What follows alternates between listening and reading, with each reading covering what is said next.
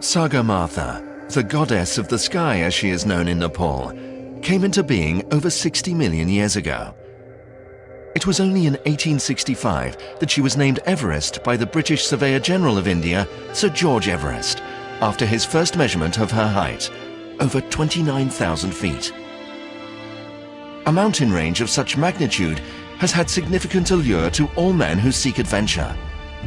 On May 29, 1953, Sir Edmund Hillary and Tenzing Norgay were the first men to summit the mountain range via the South Col route. Since then, this most challenging and extreme environment has had an unstoppable magnetism to men and women from all over the world. Nick Leventis, an accomplished sports car driver, who recently took his Striker racing team to victory at the Le Mans 2010 endurance race, clinching 5 record victories, took on another challenge. Nick and Sophie Leventis investigated the refugee situation in Mysot, Thailand, as Global Angels ambassadors. They witnessed the consequences of SPDC cruelty, their pillaging of villages, including shooting, rape and enslavement of children.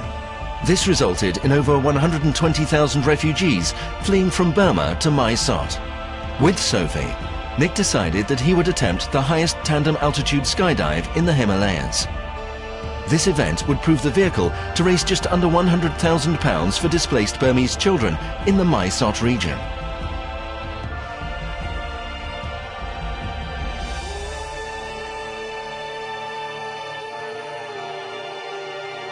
Nick visited temples in Kathmandu, accompanied by Molly Bedingfield, the founder of the charity Global Angels. He was about to embark on a life-changing journey. These first moments in busy Kathmandu would be a stark contrast to the environment he was about to immerse himself in.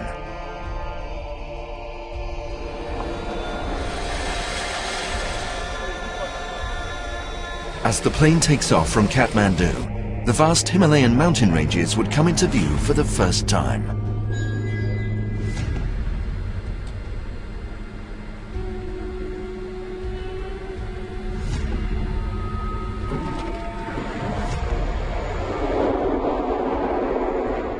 We've just landed at Lukla, which is at 9,000 feet, the highest and the shortest takeoff and landing strip in the world. It's a stark contrast to the 2 days we spent in Kathmandu, the bustling, madness, chaotic capital city, where we visited Hindu temples. It was the last day of the religious ceremony there, so we saw bodies being cremated and really got a taste of the local culture, but in a capital city. Obviously, it's overshadowed by these vast Himalayan mountains, which we now, at 9,000 feet, are a little bit closer to, and we're going to commence our trek today, a 3.5-hour trek up to Pat Ding, and complete day 1 of the expedition. Due to the height of the drop zone, an acclimatization trek is vital to avoid the possibility of altitude sickness.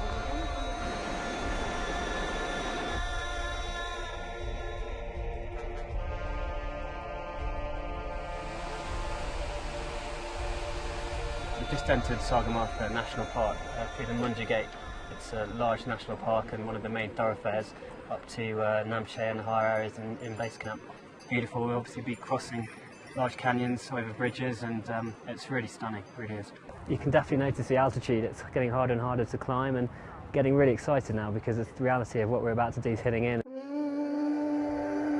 Nick and the team arrive at Namche Bazaar, a town sitting at over 11,000 feet and built in the shape of an amphitheatre.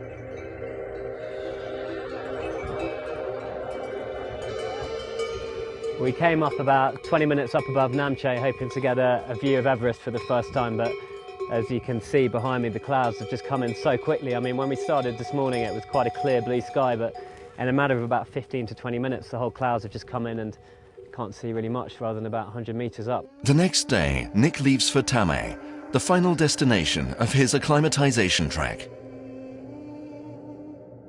We've just got to Tame, nice trek up.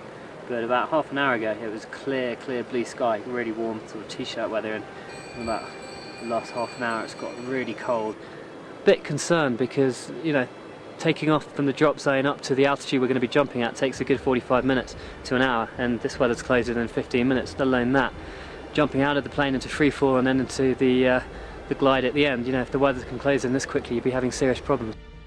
So we're in Tame, early morning, and this is the highest point we'll be. The acclimatisation process is sort of over. We're going to be making our way down today quite slowly to the drop zone. I feel great today. I've been living off about 2 hours sleep and up until here on the trek up.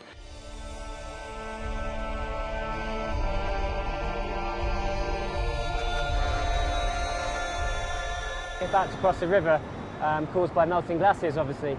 It's quite a big problem at the moment and a big concern in the Himalayas with global warming and the glaciers melting. It's preventing some of the villages higher up from having water all year round, and it's rumoured to be in about 30 or 50 years that this is going to be a really serious problem, especially higher up towards Everest and the villages up there. They're just not going to have a supply of water. We've been trekking now for about 2 hours and it's just beautiful today. It's really warm, about 35 degrees, clear blue skies, and you can just, the views are incredible. This is the weather we want, you know. We're hoping and praying that this weather comes out for the jump window.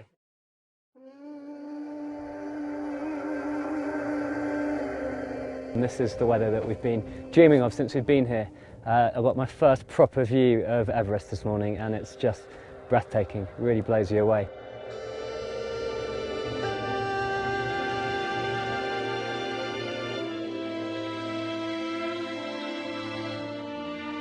Really excited about it now. Behind me here you can see the valley that we've trekked up from Lukla, from one dangerous landing zone to the next. Behind me is Sangboche, which is going to double up as our drop zone, highest landing strip up in the Himalayas, and it's pretty intense. As you can see, it cuts straight into the mountain, not very smooth landing. Feel good. Blooders Porter is a tried and tested high altitude plane, very quick manoeuvrability. One of the things on the trek on the way up here I've noticed, and in fact a real trait of the Himalayas, is the incredible strength of the Sherpas. You know, without them any of the Western influence in the mountains wouldn't be possible. The Himalayas have profoundly shaped the cultures of South Asia. Many Himalayan peaks are sacred in Hinduism, Buddhism and Sikhism. The mountains' ranges are considered very spiritual and are highly respected by the local people. In preparation for the jump, Nick receives a blessing wishing him good weather and fortune in his attempts to jump in the midst of Everest and the vast Himalayan mountain range. Nick then becomes acquainted with the specially engineered kit he will use on the jump. We're jumping at about 30,000 feet, which gives us a problem of there's not enough oxygen up there to live. Mask actually is a mould that's used in fighter pilot masks and emergency rescue masks for pilots, so we're using it for appropriate use. This is actually the landing strip we're standing on, and I probably can't even see the end of the runway. So the jump window tomorrow is going to start probably at around 6:30, so I'll be up here ready to roll at 6. The following morning, Nick gets prepared for his attempt.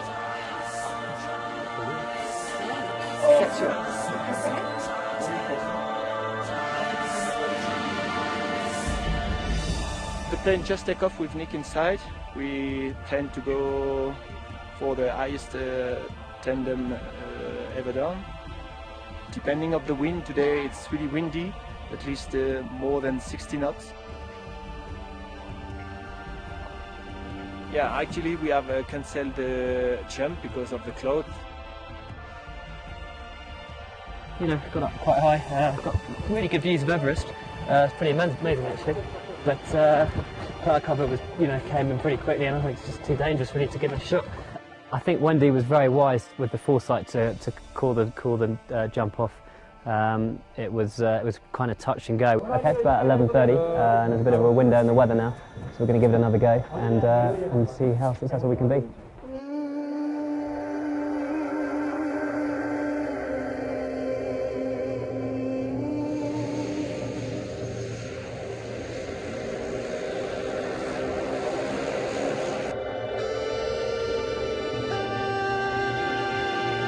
As Nick and the team exit the plane, the weather dictated that they had done so at a lower height than planned. In such a dangerous environment, all possibilities of risk must be minimized.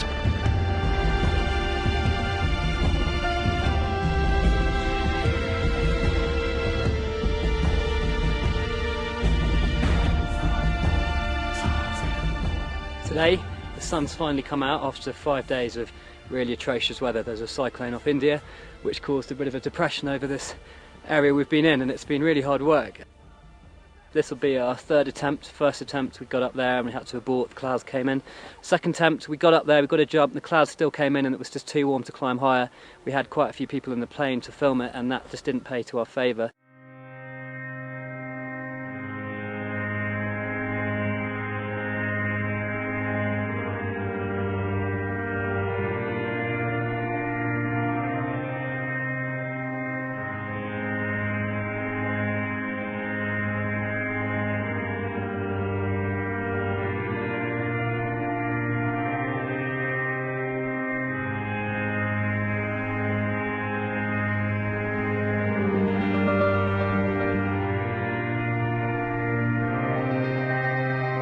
The two other members of the team, Wendy Smith and Tom Noonan, are very experienced in their fields. Wendy Smith is a specialist aerial cinematographer who will film the attempt.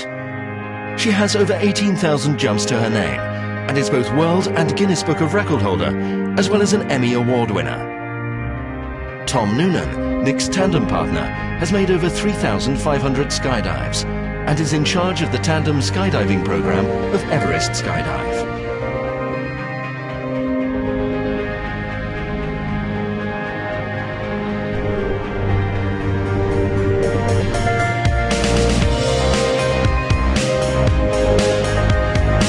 The ascent is by no means easy. The plane will struggle due to the atmospheric conditions and will take nearly an hour to climb to 30,000 feet. On the flight, due to the lack of oxygen, the team is hooked up to the plane's onboard oxygen system and will switch to their personal supply minutes before their exit. Once they have done so, they must stay relaxed and focused to conserve their oxygen and energy needed for the jump.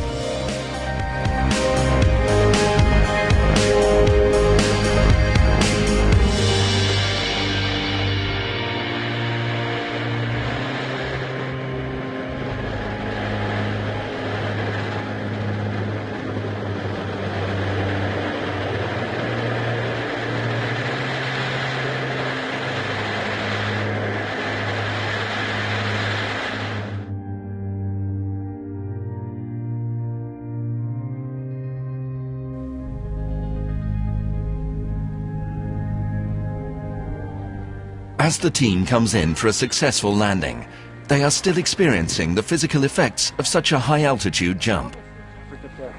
Try to do my best. You did. You're a natural at this. You did awesome. I can't thank you enough, honestly.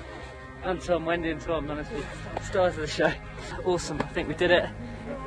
We were over 30, which is awesome. Really noticed it really hard on the breath, especially for Wendy and Tom. We were all quite struggling, but really beautiful day and we're all safely on the ground, and I cannot thank everyone who donated to make this possible. This has been a fantastic project and your money's going to go a hell of a long way, and I'm just so proud to be a part of it. So thank you Explore Himalaya, Wendy and Tom, everyone involved, everyone back home, Global Angels, the Thai Children's Trust, and everyone who's been involved. You know, it's been a fantastic project from the beginning, and I think we're really going to make a difference.